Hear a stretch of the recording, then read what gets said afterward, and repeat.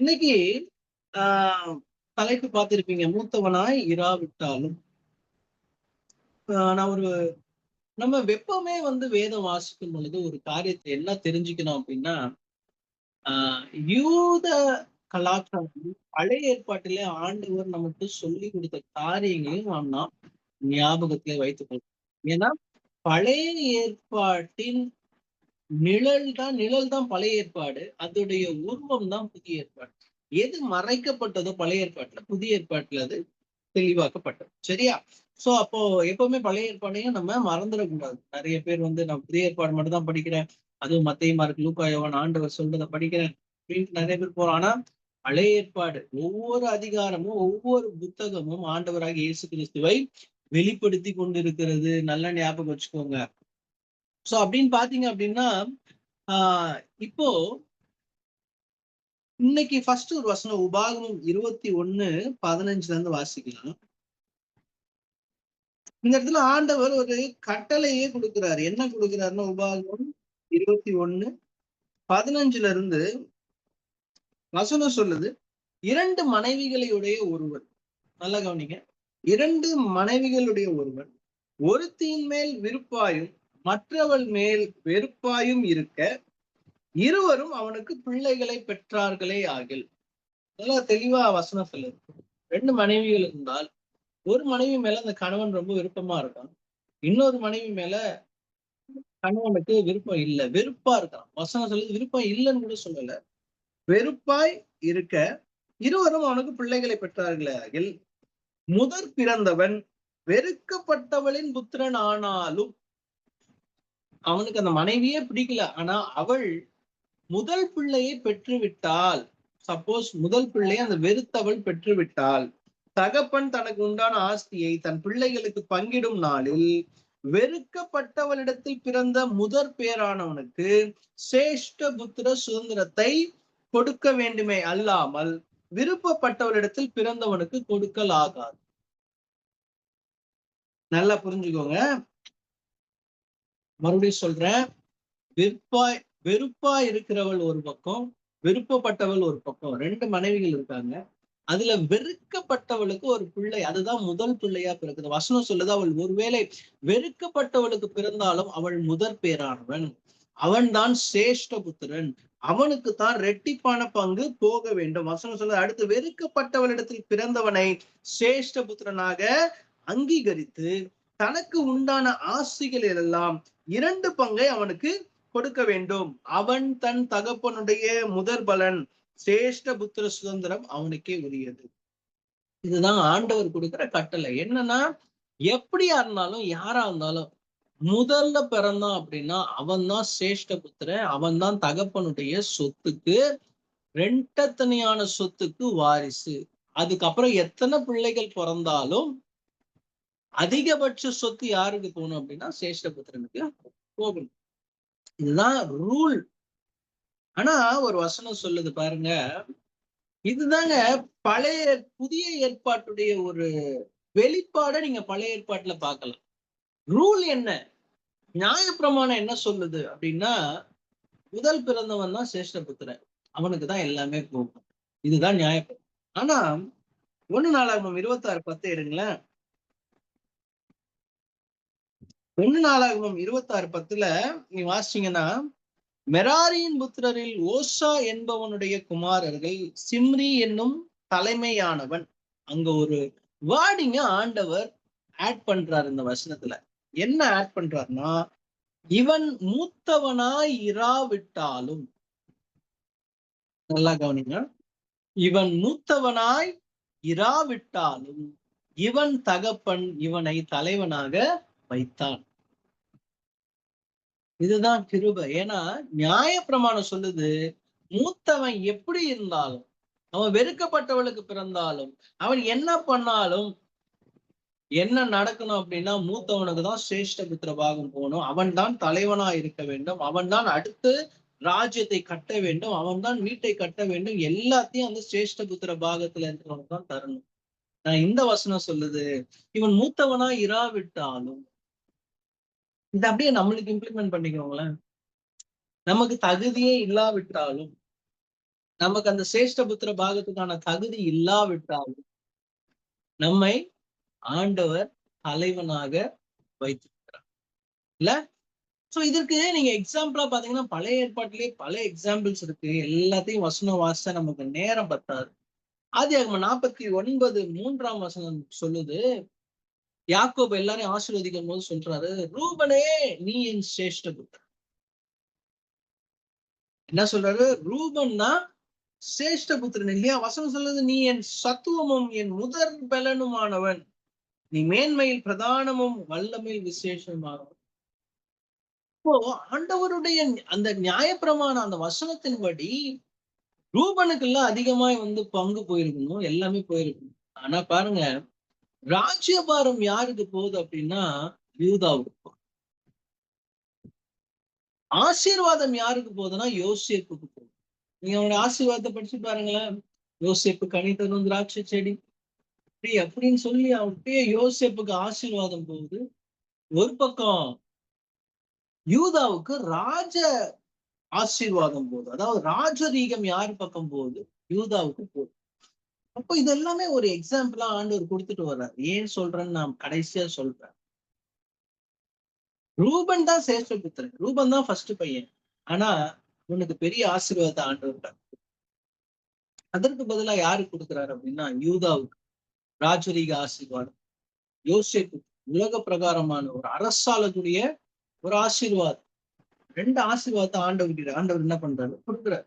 ஏன்னா ரூபன் என்ன பண்ணான் அப்படின்னா, அவன் தகப்பனுடைய மறுமனையாட்டியோட என்ன பண்ணா சேர்ந்தான். மிகப்பெரிய பாவத்தை அவன் செய்ததுனால அவனுடைய சேஷ்ட புத்திர பாகத்தை இழந்து போட்டான். அவனுக்கு கிடைக்க வேண்டிய ஆசீர்வாதத்தை என்ன பண்ணிட்டான்? இழந்து போயிட்டான். வசனம் சொல்லுது, நீ தகப்பனுடைய மஞ்சத்தின் மேல் ஏறினாயே. அப்போ சேஷ்ட புத்திர பாகத்துக்கு உரியவன் ஒருத்தன், அவன் அதை இழந்துட்டான். ஆனா அதுக்கு தகுதியே இல்லாத ஒரு ஆளுக்கு அந்த ஆசீர்வாதத்தை ஆண்டவர் கொடுத்தார். பிறக்கும் பொழுது அதுக்கு தகுதி கிடையாது. born with the silver spoon சொல்லுவாங்க. அந்த மாதிரி எல்லாம் யாருமே என்ன பண்ணல, நம்ம பிறக்கல.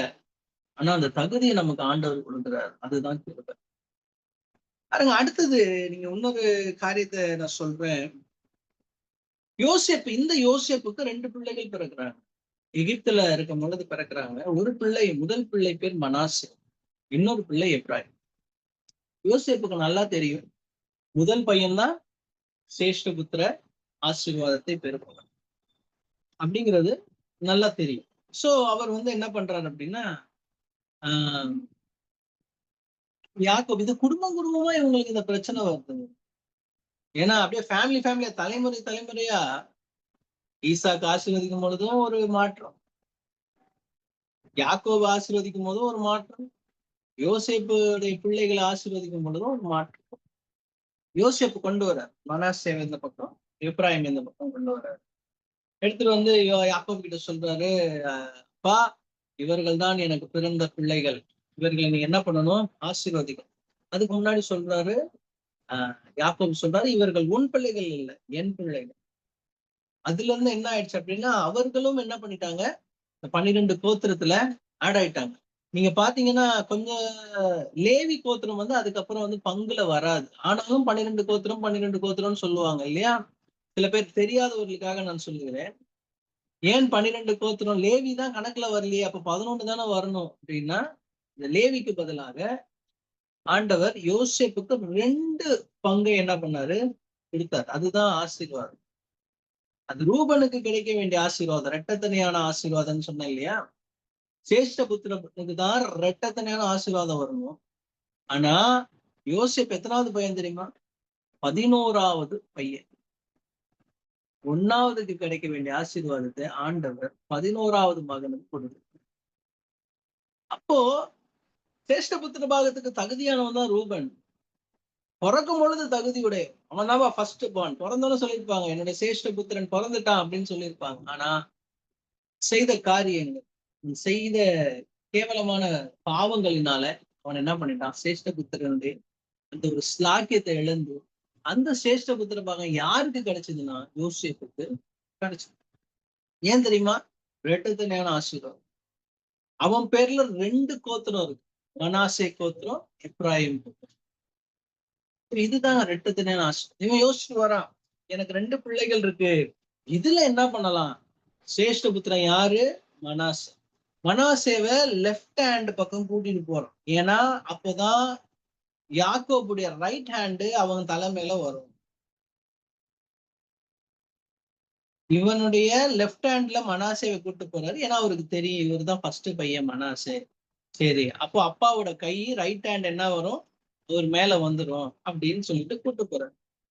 இந்த பக்கம் ரைட் ஹேண்ட்ல எப்ராயிமை கூட்டு போறாரு. அப்ப அப்பாவோட லெஃப்ட் ஹேண்டு அவர் கையில பட்டுரும். சோ 2 பேருமே ஆசீர்வதிக்கப்பட்டவர்கள். ஆனா ரைட் ஹேண்ட்ல ஆசீர்வதிக்கப்படுறவன் தான் சேஷ்ட புத்திரன்.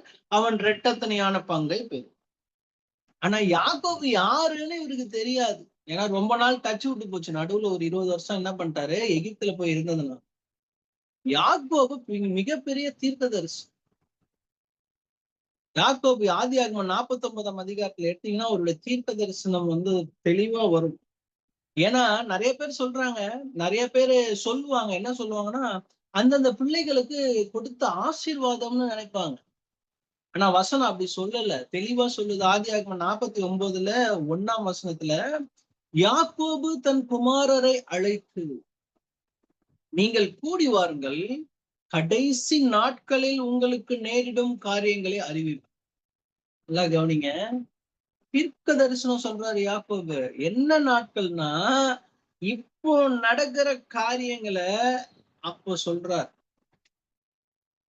ஆதியாகமத்துல. சோ ஆண்டவர் யாக்கோபு பசங்களுக்கு ஆசீர்வாதத்தை சொல்லல. அந்த இடத்துல 12 கோத்திரத்துக்கு சொல்றப்போது ஆசீர்வாதத்தை சொல்லல. கடைசி காலத்துல என்ன நடக்கும்ன்ற காரியத்தை சொல்லுகிறார். இந்த 12 பிள்ளைகளுக்கு கொடுத்த இந்த காரியத்தை நீங்க பாக்குறப்போ நீங்க நல்லா புரிஞ்சுக்கலாம். தான் குறித்து பேசும் பொழுது அவர் அந்தி கிறிஸ்துவை குறித்து பேசியிருப்பார். தான் குதிரையின் மேல் ஏறி இருக்கிறவன் மல்லாந்து விழும்படியா இதன் குதிகாலை கடிக்கிறதற்கு வழியில் கிடக்கிற சர்ப்பத்தை போலவும் பாதையில் இருக்கிற விரியனை போலவும் இருப்பேன். அப்படியே அந்தி கிறிஸ்துவுடைய காலத்தை பேசின பிறகு அடுத்த வருஷம் சொல்லுவாரு, கர்த்தாவே உம்முடைய ரட்சிப்புக்கு காத்திரு. ஆண்டவருடைய வருகை குறித்து என்ன பண்ணிருக்காரு, பேசியிருக்காரு. அப்படியே யூதாவுக்கு பேசுறப்போ சமாதான கர்த்தர் வருமளவும், எல்லாம் தீர்க்க தரிசனங்க, சமாதான கர்த்தர் வருமளவும். அப்போ இந்த யாக்கோபை பத்தி யோசேப்புக்கு பெருசா தெரியல. யாக்கோபு மிகப்பெரிய தீர்க்கதரிசி. இப்ப யாக்கோபுக்கு வந்தோடனே தெரிஞ்சு போச்சு, நீ மனாசேவை இந்த பக்கம் கூட்டிட்டு வர, நான் ரைட் ஹேண்ட்ல ஆசீர்வதிக்கணும்னு. எப்ராஹிம் இந்த பக்கம் கூட்டிட்டு வர, நான் லெஃப்ட் ஹேண்ட்ல ஆசீர்வதிக்கணும்னு சொல்லிட்டு. ஆனாப்பா ஆண்டவர் எனக்கு சில காரியங்களை வெளிப்படுத்துகிறார் அப்படின்னு சொல்லிட்டு இப்படி ஆசீர்வதிக்க வேண்டிய ஆள். லெஃப்ட் ஹேண்ட் எப்ராஹிம்க்கும், ரைட் ஹேண்ட் மனாசேவுக்கும் போயிருக்க வேண்டியது. என்ன பண்றாருன்னா இப்படி ஷிஃப்ட் பண்றாரு. இப்படி ஷிஃப்ட் பண்றப்போ மாறி எப்ராஹிம்க்கு ரைட் ஹேண்ட். எப்ராஹிம் 2வது பிறந்தவன் தான். ஆனா அவனுக்கு யோசேப்பு சொல்றாரு, அப்பா தப்பா பண்றீங்க, இவன் தான் மூத்தவன் அப்படின்னு சொல்றாரு. யாக்கோப் சொல்றாரு, நான் நான் பண்ணது கரெக்ட் தான், கரெக்டா நடக்கும் பாருங்க. எங்க நமக்கு டிரான்ஸ்பர் ஆச்சு அப்படின்னா, எங்க மனாசேக்கு கிடைக்க வேண்டிய ஆசீர்வாதம் எப்ராஹிமுக்கு போச்சு அப்படின்னா, இந்த கிராஸ்னாலதான். எந்த கிராஸ்? இந்த கை கிராஸ் ஆனதுனால அவனுக்கு கிடைக்க வேண்டிய ஆசீர்வாதம் நமக்கு கிடைச்சிருச்சு. இப்ப உங்களுக்கு புரிஞ்சிருக்கும்னு நினைக்கிறேன். நமக்கு கிடைத்த ஆசீர்வாதம் அந்த கிராஸ்னால, சிலுவை. எப்போ கை கிராஸ் ஆச்சோ, இந்த பொசிஷன் பாருங்களேன், இந்த பொசிஷன் வச்சு பாருங்க, சிலுவையோட பொசிஷன் உங்களுக்கு தெரியும். சிலுவையினால யாருக்கோ கிடைக்க வேண்டிய ஆசீர்வாதம் மாறி நமக்கு கிடைக்கிறது. எத்தனை பேர் அந்த கிருபைக்கு நன்றி சொல்றீங்க? பக்கத்து வீட்டை பாருங்க, பக்கத்து வீட்டுல ஏதோ ஒரு சிலையை வச்சு கும்பிட்டு இருக்காங்க, ஒரு போட்டோ வச்சு கும்பிட்டு இருக்காங்க, அறியாத தேவனை ஆராதித்து கொண்டிருக்கிறார். ஆனா நமக்கு பாத்தீங்க அப்படின்னா ஒரு ஜீவனுள்ள தேவனை ஆராதிக்க நமக்கு என்ன பண்ணிருக்கிறாரு, கிருபையை கொடுத்திருக்கிறார். அப்படியே உங்களுக்கு எல்லாருக்கும் தெரிஞ்ச கதை ஏசா யாக்கோபா. ஏசாதான் மூத்தவன். அவனுக்கு சேஷ்டபுத்திர பாகத்து மேல பெருசா அக்கறையே இல்லை. அவனுக்கு தேவை ஒரு கப்பு கூழ். அவனுக்கு தெரியல அந்த சேஷ்டபுத்திர பாகத்துடைய அருமை தெரியல, இல்ல தெரிஞ்சும் அதை வீணடிச்சானான்றதும் தெரியல. என்ன வசனம் சொல்லுது அப்படின்னா, there is a transaction happening between Jacob and Esau. ஏசாவுக்கும் யாக்கோபுக்கும் ஒரு பரிவர்த்தனை நடந்து கொண்டிருக்கிறது. என்ன பரிவர்த்தனைனா, நான் உனக்கு கூழ் தரேன், நீ எனக்கு என்ன தர அப்படின்னா அவன் சேஷ்டபுத்திர பாகத்தை. சேஷ்டபுத்திர பாகம்னா நான் ஃபர்ஸ்டே சொன்னேன், இரட்டத்தனையான சொத்து. இப்போ ஒரு எக்ஸாம்பிளா சொல்றேன்னா, இப்ப ஏசா யாக்கோபு இருந்தாருன்னு நினைச்சுக்கோங்க. மொத்த சொத்தையும் 3ஆ பிரிப்பாங்க. 3ஆ பிரிச்சு 2 பங்கை ஏசாவுக்கு கொடுத்து 1 பங்கை யாக்கோபு கொடுப்பாங்க. இதுதான் நியாயப்பிரமாணத்தோட ரூல். புரியுதுங்களா? இதுதான் 2 பங்கை கொடுப்பாங்க. அப்ப இவன் என்ன சொல்றான்னா, நீ எனக்கு ஒரு கூழ் கொடுப்பா, நான் ஆல்மோஸ்ட் 3ல 1 பங்கு சொத்தை நான் என்ன பண்றேன் உனக்கு. டிரான்சாக்ஷன் எப்படி இருக்கு அப்படின்னா, இப்ப நகை விற்கிற ரேட்ல அண்ணாச்சி கடைக்கு போயிட்டு ஒரு 5 சவரன் நகையை கொடுத்துட்டு, ஒரு 1/2 கிலோ தக்காளி கொடுங்க சார், இந்தாங்க 5 சவரன் தங்க நகையை வச்சுக்கோங்க அப்படின்னு சொன்னா அந்த டிரான்சாக்ஷனுக்கு ஒரு லாஜிக் இருக்குமா? இருக்காது. இல்ல ஒருவேளை போய் தங்க நகை கடையில போயிட்டு 10 ரூபாய கொடுத்துட்டு ஒரு 4 பவுன் தங்க செயின் கொடுங்க இந்த 10 ரூபாய வச்சுக்கிட்டு அப்படின்னா லாஜிக் இருக்கா? இல்ல. அந்த மாதிரி ஒரு டிரான்சாக்ஷன் தான் இங்க நடந்தது. அவன் இந்த சேஷ்ட புத்திர பாகத்தை அலட்சியமாய் எண்ணினான். அலட்சியமா எண்ணினதுனால கடைசி அவன் எவ்வளோ ட்ரை பண்ணான், என்னென்னமோ ட்ரை பண்ணி பாக்குறான். அப்பாவுக்கு போய் சமைச்சு பாக்குறான், வேற ஒரு ட்ரெஸ் இதெல்லாம் சமைச்சு பார்த்தா அப்பாவுக்கு ரொம்ப பிடிச்சிருந்ததுதான். ஆனா சேஷ்ட புத்திர பாகம் அவனுக்கு கிடைக்கல. ஏன்னா சின்ன வயசுலயே வித்துட்டான் அதை. இப்போ வசனம் சொல்லுது, நியாயப்பிரமாணம் சொல்லுது, எவனா இருந்தாலும் மூத்தவனுக்கு தான் சேஷ்ட புத்திர பாகம். ஆனா ஆண்டவர் அதுக்கு முன்னாடி ஒரு 3 எக்ஸாம்பிளா ஆண்டவர் கொடுத்தார். ஏன் இந்த 3 எக்ஸாம்பிள கொடுக்கணும்? நியாயப்பிரமாணம் மூத்தவனுக்கு தானே சேஷ்ட புத்திர பாகம்னு சொல்லுது. ஆனா இந்த 3 எக்ஸாம்பிள் ஏன் கொடுக்கணும்னா இதுதான் ரகசியம். பழைய ஏற்பாட்டுல இந்த ரகசியம் ஒளிஞ்சு கொண்டிருந்தது. ஏன் அப்படின்னா வசனம் சொல்லுது, எடுத்துக்கொள்ளுங்கள், யாத்ராகமம் 4:22, அப்பொழுது நீ பார்வோனோட சொல்ல வேண்டியது என்னவென்றால், நல்லா கவனிங்க, மோசே கிட்ட சொல்றாரு, நீ போய் பார்வோன் கிட்ட என்ன சொல்லணும்னா, இஸ்ரவேல் என்னுடைய குமாரன். மறுபடியும் வாசிக்கிறேன், நீ பார்வோனோட சொல்ல வேண்டியது என்னவென்றால், ரொம்ப clean statement, he is my son, இஸ்ரவேல் என்னுடைய குமாரன். அடுத்த வார்த்தை இன்னும் அதிகமாய், என் சேஷ்ட புத்திரன். சேஷ்ட புத்திரன்னா என்ன அப்படின்னு சொல்லணும்னா என்னுடைய முதல் குமார். ஆண்டவர் சொல்றாரு, என்னுடைய முதல் குமாரன் இஸ்ரவேல். கடைசியா முடிக்க போறேன், நல்லா கவனிங்க. இப்போ ரூபன் சேஷ்ட புத்திரன், ஏசா சேஷ்ட புத்திரன், மனாசே சேஷ்ட புத்திரன்.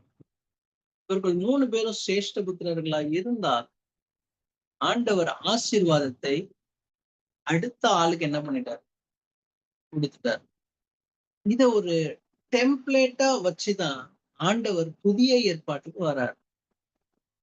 நான் நியாயப்பிரமாணம் கொடுத்துட்டேன், மூத்தவனுக்கு தான் சேஷ்ட புத்திர பாகம், அவனுக்கு தான் இரட்டத்தனையான பங்கு, எல்லாம் கரெக்ட். ஆனா நான் ஒரு டெம்ப்ளேட் செட் பண்ணி வச்சிருந்தேன்ப்பா. ஏசா சேஷ்ட புத்திர பாகத்தை அலட்சியமா ரூபன் பாவம் செஞ்சு அந்த சேஷ்ட புத்திர பாகத்தை விலகி, யாக்கோபு தீர்க்க தரிசனமா ஃபியூச்சர்ல என்ன நடக்க போகுதுன்னு சொல்லி கையை மாத்தினாரு, கிராஸ் பண்ணார். அதனால இந்த ஆசீர்வாதம் யாருக்கு போயிடுச்சு? எப்ராயிமுக்கு போயிடுச்சு. இப்போ இஸ்ரேல் தான் என்னுடைய சிரேஷ்ட புத்திரன்றார் ஆண்டவர். அப்போ இந்த சிலுவையில என்ன நடந்தது அப்படின்னா, வசனம் சொல்லுது, நான் சொந்தத்தில் வந்தேன், சொந்தமோ என்னை ஏற்றுக்கொள்ளவில்லை. அவர் யூதர்களுக்காக தான் வந்தார். யூத ஜனங்கள் தன்னை மேசியா என்று அக்செப்ட் பண்ணிக்கணும்ன்றதுக்காக தான் என்ன பண்ணாரு வந்தார். ஆனா தன்னுடைய சொந்த ஜனங்கள் ஏற்றுக்கொள்ளவில்லை. தன்னுடைய சொந்த ஜனங்கள் அவரை கண்டுகொள்ளவில்லை.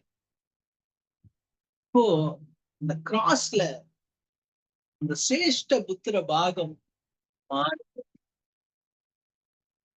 அதுதான் கிருபை. இந்த கிருபையின் மாற்றம் எங்க நடக்குது, இந்த சேஞ்ச் எங்க நடக்குது அப்படின்னா சிலுவையில நடக்குது. இப்ப எதை கொடுத்து வாங்கினாரு தெரியுமா ஆண்டவர்? அவருடைய ரத்தத்தை கொடுத்து இந்த சிரேஷ்ட புத்திர பாகத்தை மாத்துறார். எங்கேயோ இசைக்கேல்ல சொன்னபடி உன் பிறப்பின் வர்த்தமானம் என்னவென்றால் அப்படின்னு வசனம், உன் பிறப்பின் வர்த்தமானம் என்னவென்றால் நீ பிறந்த பொழுது உனக்கு தொப்புள் கொடி அறுக்கப்படவும் இல்லை, நீ ரத்தத்திலே கிடந்த உன்னை பார்த்து. இப்ப எங்கேயோ கிடந்த நம்மை பார்த்து ஆண்டவர் சொல்றாரு, என் மகனேன்னு அழைக்கும். பாருங்க, இஸ்ரேலினுடைய சிரேஷ்ட புத்திரன் சொன்னாரு. செய்தி நான் எப்படி எடுத்துக்கோங்க. இஸ்ரவேல் என் மகன்னு சொன்னாரு. நான் ஒரு நாள் கூட ஆண்டவர் ஆபிரகாமை பார்த்து மகனேன்னு, ஒரு நாள் கூட தாவீதை பார்த்து மகனேன்னு கூப்பிடல. ஒரு நாள் கூட யோபுவை பார்த்து மகனேன்னு கூப்பிடல. எலியாவை மோசேவை பார்த்து மகனே. என்ன தெரியுமா சொல்றாரு ஆண்டவர்? என் தாசனாகிய மோசே, என் தாசனாகிய ஆபிரகாம், என் தாசனாகிய தாவீது, என் தாசனாகிய யோபு. தாசன்னா என்ன தெரியுமா? இங்கிலீஷ் பைபிள்ல படிச்சீங்கன்னா சர்வன்ட், வேலைக்காரன். என்னுடைய வேலைக்காரனாகிய ஆபிரகாம், என்னுடைய வேலைக்காரனாகிய தாவீது. ஆனா புதிய ஏற்பாட்டுல ஆண்டவர் சொல்றாரு, பிள்ளைகளே. எப்போ சிலுவை மரணத்துக்கு தயாராகிறாரோ அது வரைக்கும் சீஷர்களை பிள்ளைகளேன்னு கூப்பிடலைங்க. எப்போ சிலுவைக்கு தயாராகிறாரோ, சிலுவை மரணத்துக்கு முடிஞ்சு வெளியே வராருங்க, வந்தோன பிள்ளைகளே புசிக்கிறதுக்கு உங்களிடம் ஏதாகிலும் உண்டா?